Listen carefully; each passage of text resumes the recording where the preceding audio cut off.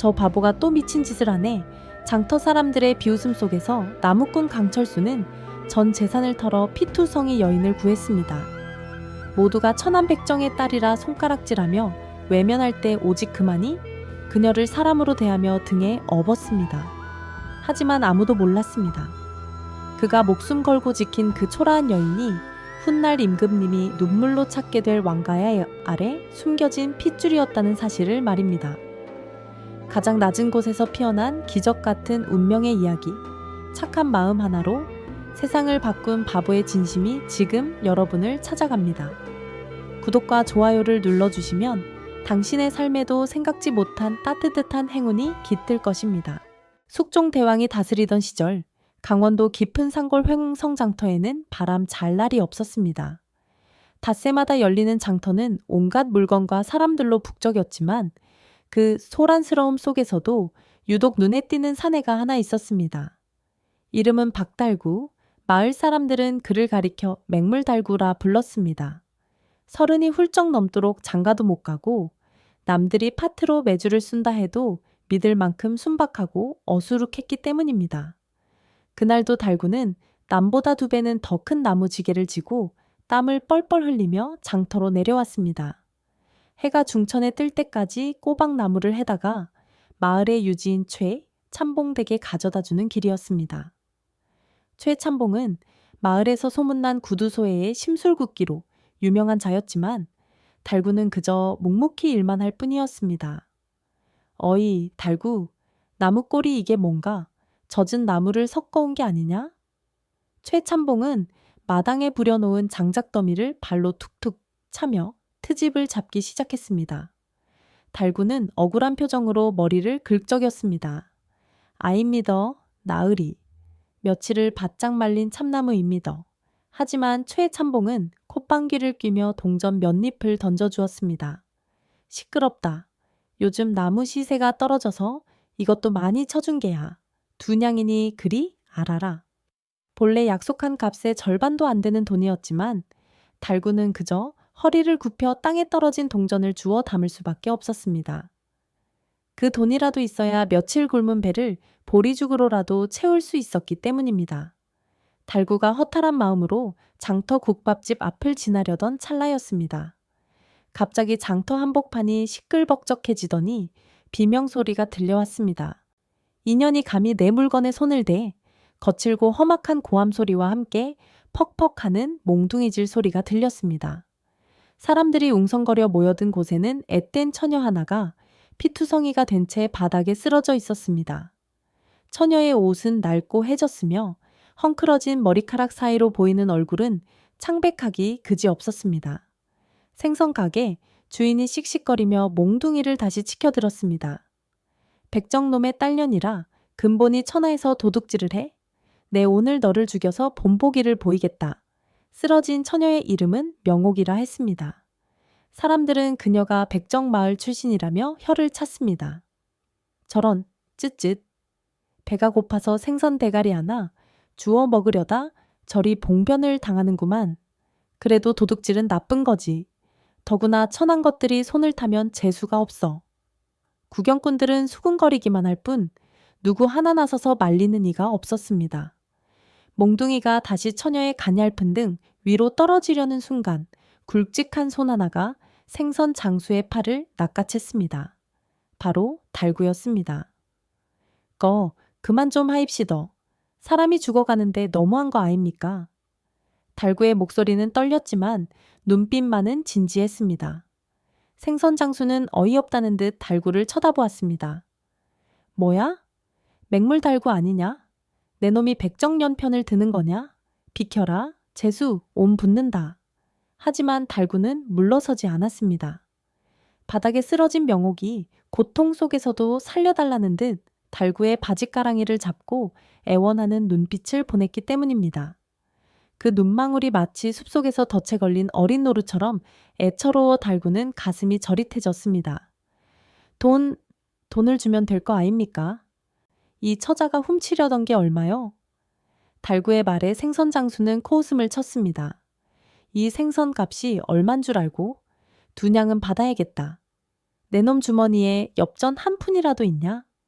그 말에 구경꾼들이 와하하 웃음을 터뜨렸습니다. 달구는 주먹을 꽉 쥐었습니다. 주머니 속에는 방금 초에 참봉에게서 받은 피땀 흘려번 전 재산인 2냥이 들어 있었습니다. 그 돈이면 쌀을 사서 한 달은 버틸 수 있었고 해진 신발도 새로 살 수 있었습니다. 달구는 잠시 망설였으나 명옥의 간절한 눈빛을 외면할 수 없었습니다. 그는 떨리는 손으로 주머니에서 2냥을 꺼내 생선 장수에게 내밀었습니다. 여기 있소. 2냥. 이제 이 처자는 내가 데려가겠소. 장터가 일순간 조용해졌습니다. 생선 장수조차 놀란 눈치였습니다. 정말로 미친놈이구만. 전 재산을 털어 백정년을 사. 그래, 가져가라 가져가. 저런 거 거둬서 평생 천덕꾸러기나 되어라. 생선 장수는 돈을 낚아채고 침을 뱉으며 돌아섰습니다. 사람들의 비웃음 소리가 귓가를 때렸습니다. 저 바보 기어이 사고를 치네.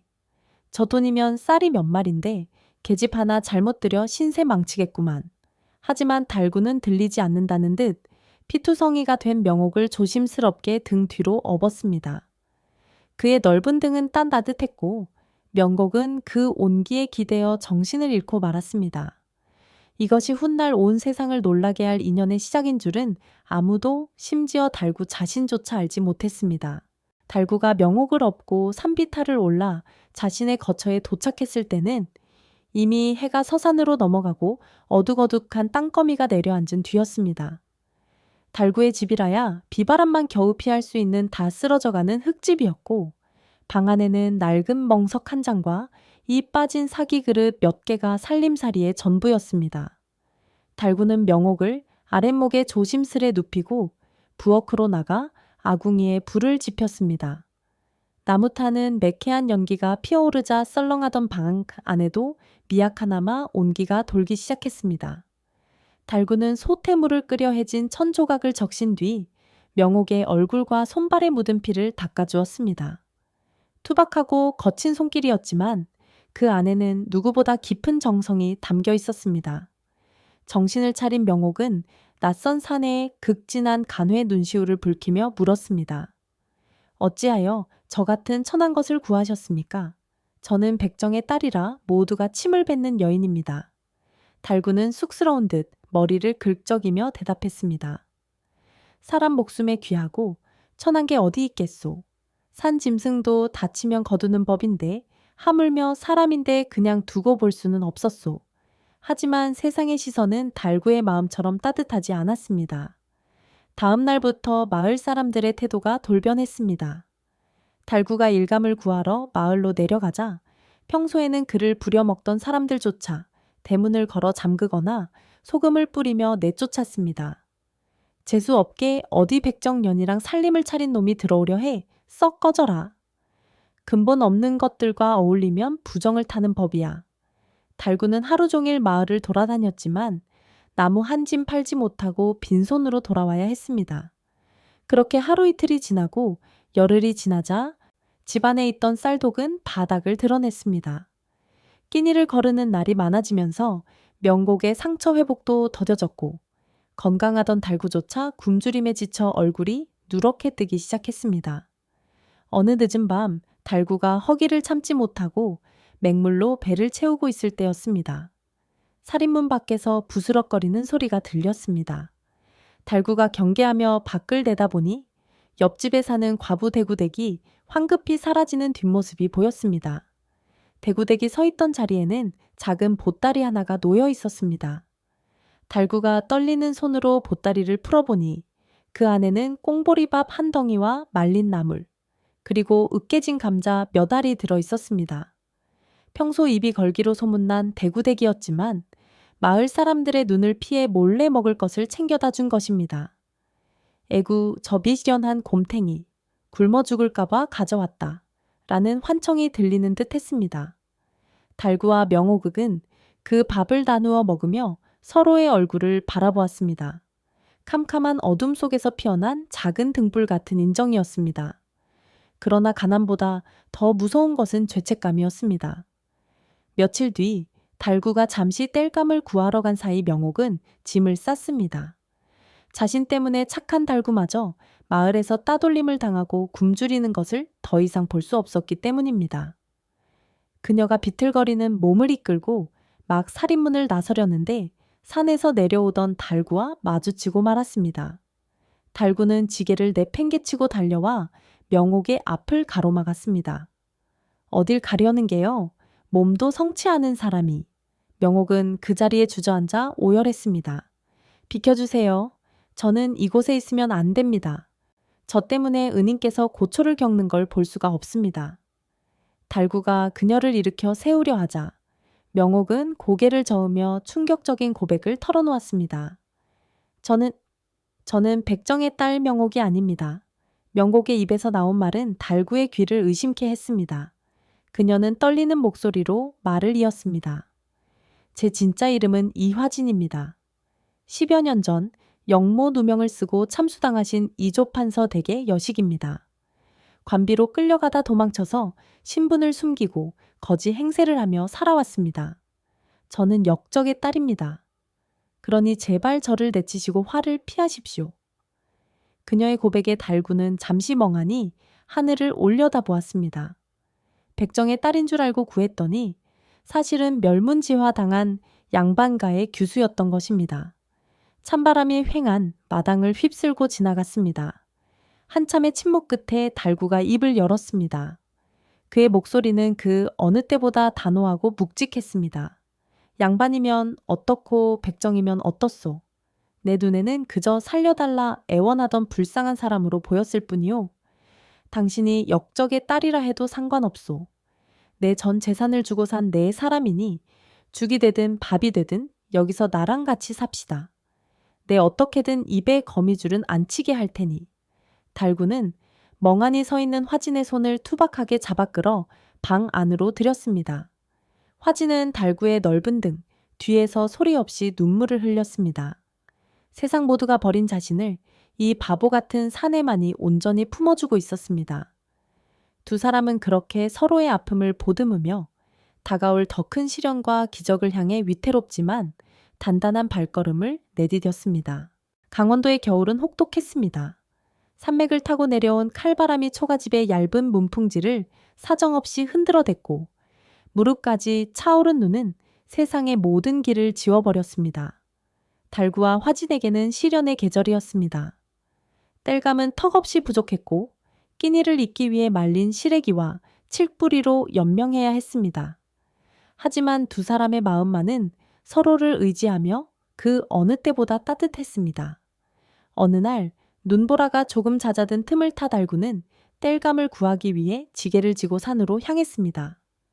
눈 덮인 산길은 미끄럽고 위험했지만 방에서 떨고 있을 화진을 생각하면 멈출 수 없었습니다. 한참을 산을 헤매던 달구의 귀에 희미한 신음소리가 들려왔습니다. 바람소리인가 싶어 귀를 기울이니 절벽 아래쪽에서 들려오는 사람의 소리가 분명했습니다. 달구가 조심스레 절벽 아래를 내려다보니 허름한 누더기를 걸친 노인 하나가 칡넝쿨에 매달려 위태롭게 버티고 있었습니다. 발을 헛디뎌 굴러떨어진 것이 분명해 보였습니다. 어르신, 조금만 버티시소. 제가 내려갑니다. 달구는 망설임 없이 칡넝쿨을 몸에 감고 절벽을 타고 내려갔습니다. 평소 무거운 나무를 지고 날라 다져진 힘이 빛을 발하는 순간이었습니다. 달구는 꽁꽁 얼어붙어 감각이 없는 노인을 등 뒤에 단단히 묶고 전 먹던 힘까지 짜내어 절벽을 기어올랐습니다. 집으로 업고 온 노인은 꼴이 말이 아니었습니다. 오랫동안 씻지 못한 듯 냄새가 진동했고 옷은 기워 입은 흔적이 역력한 거짓골이었습니다. 하지만 달구와 화진은 얼굴 한 번 찌푸리지 않았습니다. 화진은 아껴두었던 쌀 한 줌을 꺼내 묽은 미음을 끓였고 달구는 밤새 노인의 얼어붙은 손발을 주물러 피를 통하게 했습니다. 이튿날 정신을 차린 노인은 자신을 극진히 간호하는 두 사람을 보며 깊은 한숨을 내쉬었습니다. 내 평생 수많은 사람을 보았지만 자네들처럼 미련할 정도로 착한 이들은 처음일세. 제 앞가림하기도 힘든 처지에 다 죽어가는 거지는 뭐하러 살려냈는가. 노인의 퉁명스러운 물음에 달구는 사람 좋게 웃으며 대답했습니다. 인연이 닿아 제 눈에 띄었으니 살리는 게 도리 아닙니까? 밥 한 숟갈 더 얹으면 되는 기라요. 노인은 며칠을 더 머물며 달구의 집을 유심히 관찰했습니다. 그리고 달구가 나무를 해오면 그것을 다듬는 솜씨를 눈여겨보았습니다. 어느 날 노인이 마당에 있는 나무 토막 하나를 집어들고 말했습니다. 자네, 힘은 장사인데 나무를 다루는 법을 모르는구만. 나무결을 거스르지 말고 달래가며 깎아야지. 노인은 품에서 작은 조각칼 하나를 꺼내더니 순식간에 투박한 나무 토막을 매끄러운 밥그릇으로 깎아냈습니다. 달구의 눈이 휘둥그레졌습니다. 노인은 젊은 시절 궁궐을 짓던 목수였다고 둘러대며 은혜를 갚는 셈치고 달구에게 목공 기술을 가르쳐 주겠다고 제안했습니다. 그날부터 달구의 헛가는 공방이 되었습니다. 달구는 배우는 속도가 놀라울 정도로 빨랐습니다. 우직한 성격대로 꼼꼼하고 끈기 있게 나무를 다듬었고 노인의 가르침을 스펀지처럼 흡수했습니다. 달구가 만든 소방과 장식장들은 투박하면서도 단아한 멋이 있어 장터에 내다 팔자마자 불티나게 팔려나갔습니다.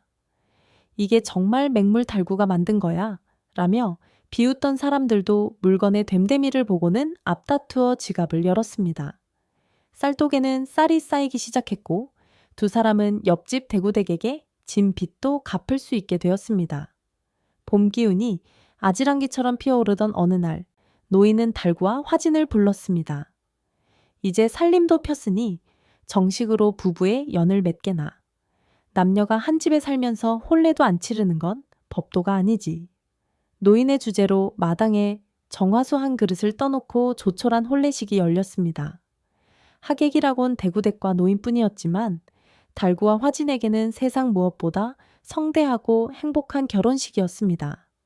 달구는 화진의 손을 꼭 잡고 맹세했습니다. 내 평생 당신 눈에 눈물 나지 않게 하겠소. 화진 역시 수줍게 미소 지으며 고개를 끄덕였습니다. 기쁨은 거기서 그치지 않았습니다. 얼마 지나지 않아 화진에게 태기가 찾아온 것입니다.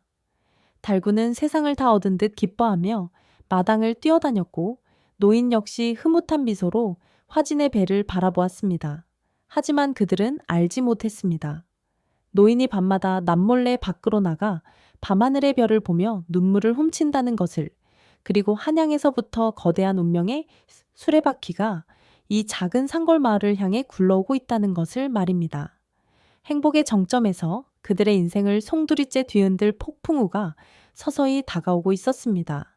화진의 배가 제법 불러오고 산골 마을의 녹음이 짙어질 무렵 한양에서부터 천지가 개벽할 소식이 바람을 타고 날아왔습니다. 장터 입구마다 커다란 방이 붙었고 관아의 포졸들이 징을 치며 사람들을 모았습니다.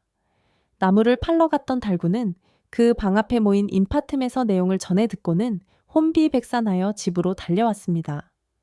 여보, 부인, 큰일 났소. 나라에서 이조판서 댁의 억울함을 풀어주고 흩어진 유족을 찾는다고 난리가 났소. 헐레벌떡 뛰어온 달구의 말에 바느질을 하던 화진의 손이 덜덜 떨리기 시작했습니다. 바늘에 찔려 붉은 핏방울이 맺혔지만 그녀는 아픔조차 느끼지 못하는 듯 했습니다. 그게 정말입니까? 함정은 아니겠지요? 15년 도망자 생활의 공포가 본능적으로 그녀를 움츠러들게 했습니다. 그때였습니다. 마루 끝에 앉아 곰방대를 물고 있던 노인이 벌떡 일어났습니다. 그의 눈빛은 더 이상 산골의 힘없는 늙은이가 아니었습니다. 노인은 품속 깊은 곳에서 비단 보자기 하나를 꺼내 화진 앞에 내려놓았습니다. 보자기가 풀어지자 그 안에서 영롱한 빛을 내뿜는 옥파의 하나가 드러났습니다. 쌍용이 뒤엉켜 승천하는 문양이 새겨진 왕실의 직계 혈통만이 지닐 수 있는 귀한 물건이었습니다. 달구와 화진이 놀라 입을 다물지 못하는 사이 노인은 화진을 향해 정중히 무릎을 꿇고 큰 절을 올렸습니다. 공주마마, 이제야 때가 되었습니다. 소신, 선대왕 전하의 명을 받들어 마마를 모시러 왔나이다. 노인의 정체는 바로 선대왕을 모셨던 상선내관 김득선이었습니다. 그는 충격적인 진실을 털어놓았습니다. 화진의 어머니는 선대왕의 누이 동생으로 화진은 영모에 휘말린 이조 판서의 딸이기 이전에 왕실의 피를 이어받은 공주였던 것입니다.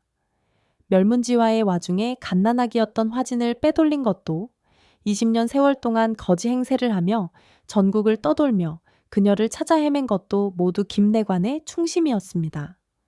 자네들이 나를 구한 것은 우연이 아니었네. 하늘이 돕고 조상님이 도운 게지. 김내관의 눈물 섞인 고백에 좁은 초가집은 눈물바다가 되었습니다. 이튿날 달군의 초가집 앞에는 관에서 보낸 가마와 호위무사들이 들이닥쳤습니다. 마을 사람들은 기절초풍할 노릇이었습니다. 천안백정의 딸인 줄 알았던 댁이 공주마마라니, 그리고 바보라 놀리던 달구가 부마 임금의 사위가 된다니 믿을 수 없는 현실이었습니다. 대구댁은 내 이럴 줄 알았다. 달구놈 관상이 예사롭지 않더라니 하며 덩실덩실 춤을 추었지만 그동안 달구 부부를 괴롭혔던 마을 사람들은 혹여나 경를 칠까 두려워 문 밖에도 나오지 못했습니다. 한양으로 향하는 길은 꿈만 같았습니다. 며칠 후 도착한 궁궐의 웅장함에 달구는 기가 죽어 고개도 들지 못했습니다. 대전문이 열리고 용상에 앉아있던 임금은 화진을 보자마자 버선발로 뛰어 내려왔습니다. 오, 내 조카 소연이가 화진의 아명, 살아있었구나. 누님을 쏙 빼닮았어. 임금은 화진을 부둥켜 안고 오히려 오열했습니다. 억울하게 죽은 누이와 매형에 대한 죄책감, 그리고 기적적으로 살아 돌아온 조카에 대한 안도감이 뒤섞인 눈물이었습니다. 하지만 감동적인 상봉도 잠시 조정 대신들 사이에서는 곧바로 소란이 일었습니다. 바로 달구의 신분 때문이었습니다. 화려한 비단옷을 입혀 놓았지만 달구의 검게 그을린 얼굴과 투박한 손마디는 영락없는 산골 무지렁이 티를 벗지 못했습니다. 예조판서가 앞으로 나서며 목소리를 높였습니다. 전하, 통촉하여 주시옵소서. 아무리 공주마마의 생명의 은인이라 하나 일자무식인 나무꾼을 부마로 삼는 것은 왕실의 법도에 어긋나는 일이옵니다. 후한 상금을 주어 돌려보내심이 마땅할 줄 아로오. 여기저기서 옳소, 왕실의 채통을 지키셔야 합니다. 하는 반대 상소가 빗발쳤습니다. 달구는 쥐구멍이라도 찾고 싶은 심정으로 고개를 푹 숙였습니다. 자신이 감히 넘보지 못할 곳에 왔다는 자괴감이 밀려왔습니다. 그 순간 임금의 녹이 띤 호통이 대전의 기둥을 울렸습니다. 닥치거라. 너희들이 왕실의 채통을 운운할 자격이 있느냐? 장내가 물을 끼얹은 듯 조용해졌습니다. 임금은 달구의 손을 잡아 일으켜 세우며 대신들을 매섭게 노려보았습니다. 내 조카가 역적의 누명을 쓰고 백정의 딸이라 손가락질 받으며 죽어가을 때 너희는 어디 있었느냐? 모두가 외면할 때 전 재산을 털어 목숨을 구하고 굶주려 가면서도 끝까지 지켜낸 이가 바로 이 사람이다. 신분, 채통. 진정 고귀한 것은 비단옷 속에 있는 것이 아니라 사람을 귀하게 여길 줄 아는 그 마음에 있는 것이다. 임금은 달구를 향해 따뜻한 미소를 지으며 선언했습니다. 강철수, 듣거라. 짐은 오늘 너를 당상관의 품계에 봉하고 정식으로 내 조카의 부마로 삼노라. 너의 그 우직한 마음이 짐에게는 그 어떤 문장가나 무장보다 든든하다. 임금의 파격적인 결정에 대신들은 입을 다물었고 달구는 뜨거운 눈물을 뚝뚝 흘리며 임금 앞에 엎드렸습니다. 그것은 단순한 신분 상승이 아니라 한 인간의 진심이 세상의 편견을 깨뜨리는 위대한 승리의 순간이었습니다.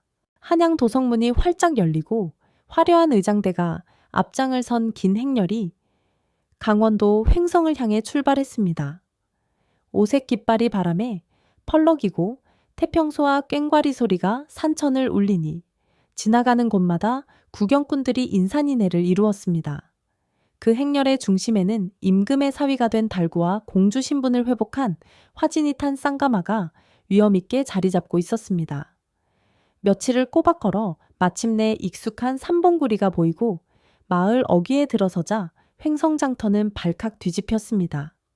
관아의 사또부터 마을의 촐로들까지 모두 나와 땅에 머리를 조아리고 엎드려 있었습니다. 그들 중에는 달구를 구박하던 최, 참봉과 생선장수, 그리고 달구에게 소금을 뿌렸던 마을 사람들도 포함되어 있었습니다. 그들은 사시나무 떨듯 바들바들 떨며 감히 고개조차 들지 못했습니다. 아이고, 이제 우리는 다 죽었구나. 천한 것이라 손가락질하고 괄시했으니 그 죄를 어찌 다 갚을까. 공포와 후회가 뒤섞인 탄식만이 흙먼지 날리는 바닥을 메웠습니다. 가마문이 열리고 비단 관복을 차려입은 달구가 천천히 걸어 나왔습니다. 예전의 남루한 지게꾼 모습은 온데간데 없고 기품이 흐르는 당당한 모습이었습니다. 달구는 말없이 마을 사람들을 둘러보았습니다. 그의 시선이 최 참봉에게 멈추자 최 참봉은 히익 소리를 내며 기절할 듯 몸을 움츠렸습니다. 부마 나으리 죽을 죄를 지었습니다. 제 전 재산을 다 내놓을 테니 제발 목숨만은 살려주십시오.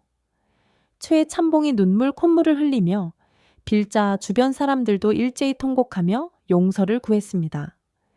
복수의 칼날이 떨어질 것이라 예상한 순간 달구의 입에서 나온 말은 뜻밖이었습니다. 최참봉, 어르신, 고개를 드시오. 달구는 허리를 굽혀 최참봉을 직접 일으켜 세웠습니다. 그날 어르신께서 저에게 품삯으로 단돈 2냥이라도 주지 않으셨다면 제가 어찌 장터에서 제 부인을 구해낼 수 있었겠습니까? 비록 적은 돈이었으나 그것이 사람 목숨을 살리는 씨앗이 되었으니 따지고 보면 어르신 또한 제 은인이십니다. 지난날의 서러움은 잊을 테니 부디 마음 놓으시고 앞으로는 마을 사람들에게 덕을 베풀며 사시오. 달구의 넓은 아량에 최참봉은 감동하여 말을 잇지 못하고 다시금 큰 절을 올렸습니다. 생선 장수와 다른 마을 사람들에게도 달구는 따뜻한 미소로 용서를 베풀었습니다. 원망 대신 용서를 택한 달구의 모습은 그 자리에 모인 모든 이들의 가슴을 울렸습니다. 그러나 상벌은 분명해야 하는 법, 달구는 군중 뒤편에 숨어 구경만 하고 있던 대구댁을 찾았습니다. 대구댁 아주머니 어디 계십니까? 달구와 화진이 큰 소리로 부르자 대구댁이 쭈뼛거리며 앞으로 나왔습니다. 아이고, 나으리, 마마, 저는 그저... 화진은 단숨에 달려가 대구댁의 거친 손을 맞잡았습니다. 아주머니, 배고파 죽어가던 저희에게 몰래 밥을 주시고 약을 주신 은혜 평생 잊지 않았습니다. 아주머니가 아니었다면 저희 부부와 뱃속의 아이는 이미 이 세상 사람이 아니었을 것입니다. 뒤이어 김내관이 임금의 교지를 낭독했습니다. 강철수 부마와 이화진 공주를 지극정성으로 돌본 횡성백성 대구댁에게 임금께서 친히 상을 내리시니 받들라.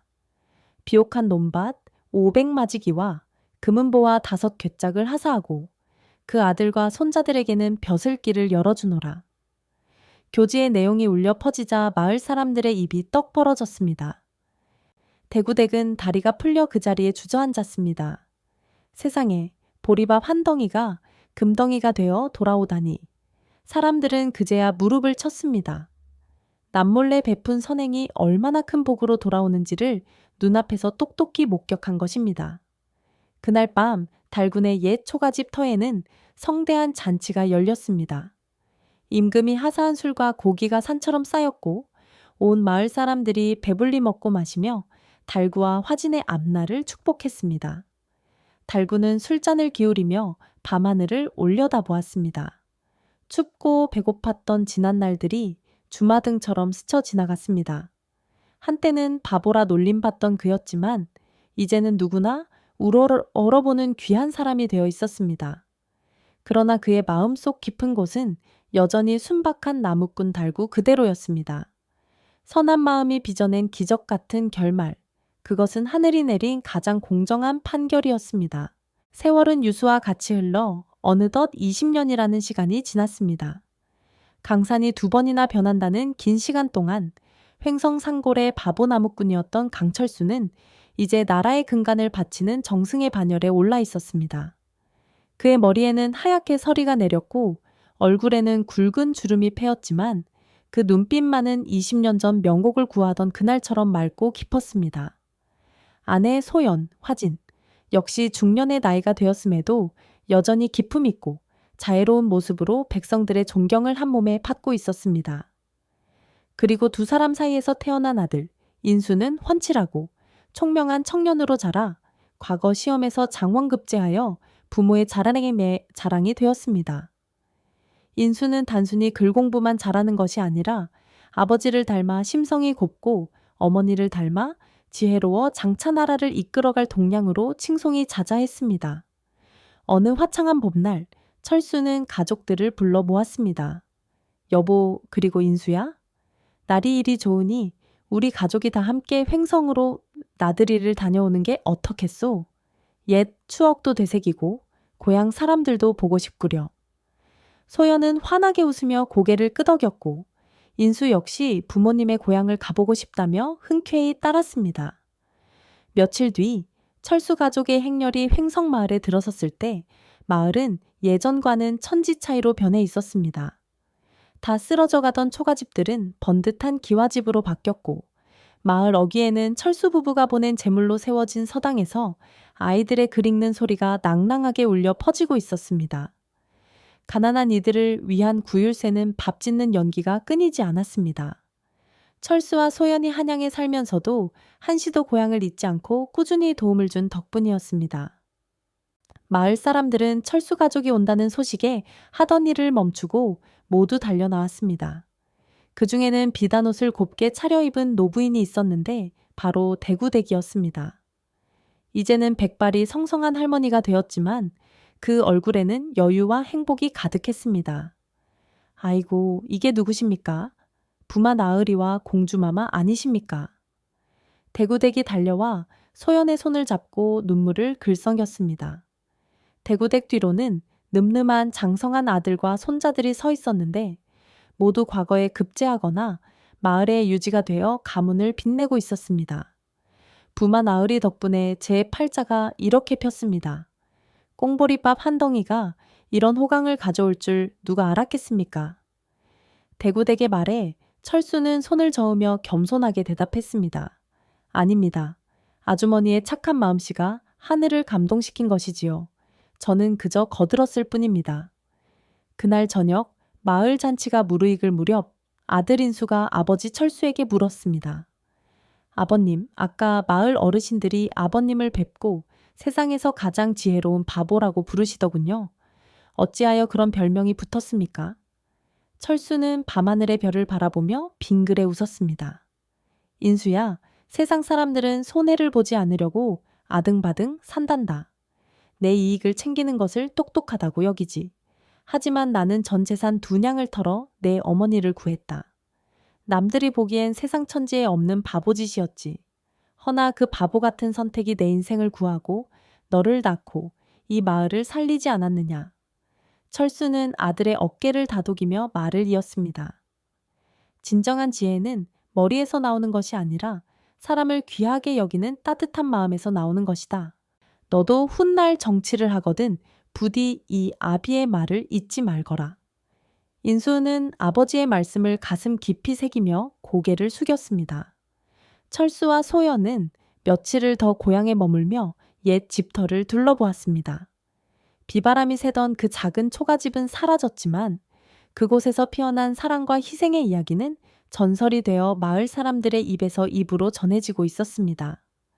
천한 신분과 가난을 딛고 일어선 두 사람의 이야기는 단순한 성공담이 아니었습니다. 그것은 착한 끝은 있다는 진리와 신분을 뛰어넘는 사랑의 위대함을 보여주는 살아있는 증거였습니다. 다시 한양으로 돌아가는 길, 철수는 가마 안에서 소연의 손을 꼭 잡았습니다. 부인, 나와 함께 해줘서 고맙소. 내 인생 최고의 행운은 그날 장터에서 당신을 만난 것이오. 소연 역시 눈시울을 붉히며 미소 지었습니다. 아닙니다. 저야말로 서방님을 만나 다시 사람으로 태어났습니다. 두 사람의 맞잡은 손 위로 따스한 봄 햇살이 축복처럼 쏟아져 내렸습니다. 이야기는 여기서 끝이 납니다. 바보라 놀림받던 나무꾼은 가장 존경받는 재상이 되었고 죽음의 문턱에 섰던 공주는 가장 행복한 여인이 되었습니다. 그리고 그들에게 베푼 작은 친절로 대구댁 가문 역시 자손대대로 번창하였습니다. 여러분, 오늘 강철수와 이소연의 긴 여정을 통해 무엇을 느끼셨나요? 혹시 지금 당장 손해를 보는 것 같아 착하게 사는 것이 망설여지시나요? 하지만 기억하십시오. 강철수가 던진 두 냥의 동전처럼 여러분이 세상에 던진 작은 선의는 언젠가 반드시 천배, 만배의 복이 되어 돌아올 것입니다. 오늘의 이야기가 가슴에 깊은 울림을 주었다면 지금 바로 구독과 좋아요를 눌러주세요. 여러분의 따뜻한 관심이 더 아름다운 아미던 이야기를 만드는 큰 힘이 됩니다. 또한 여러분이 생각하는 진정한 부란 무엇인지 댓글로 남겨주시면 그 소중한 의견을 하나하나 읽어보겠습니다. 그럼 저는 다음 시간에도 더욱 감동적이고 재미있는 야담으로 찾아뵙겠습니다. 감사합니다.